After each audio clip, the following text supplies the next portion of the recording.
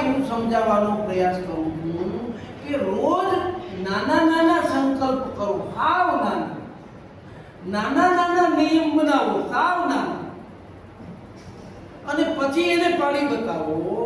એ રીતે ધીમે ધીમે ધીમે ધીમે અનુશાસન આવશે.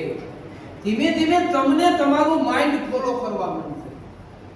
મોટી વાત એ છે કે તમારા માઇન્ડ પાસે તમે કામ લેવા માંડો. જ્યારે તમે કંઈક નિયમ બનાવો, જ્યારે કંઈક તમે સંકલ્પ કરો, એને પાડો છો, ત્યારે તમારું માઇન્ડ તમને ધીમે ધીમે સરેન્ડર થવા માંડે છે. એનાથી ઉલટું થાય છે ત્યારે એ વિરુદ્ધમાં આવવાનું છે. માટે અનુશાસન એ ખૂબ મહત્વનું છે.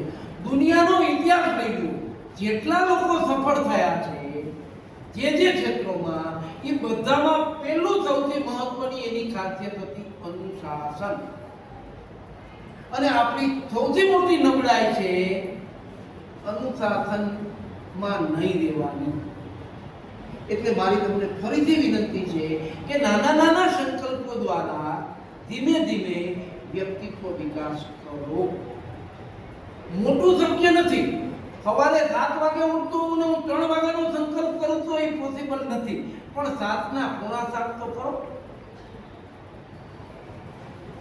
હું હાવ 4 કલાક આડા ફેરા કરું છું, એવી મને ટેવ પડી છે, તો એમાંથી અડધો કલાક શીખવા માટેનો કાઢો. ધીમે ધીમે 10 મિનિટ વધારતા જાઓ. આ રીતે જ અનુશાસન આવશે અને આ રીતે જ સફળ, સુખી અને સમૃદ્ધ થવાશે. ધન્યવાદ.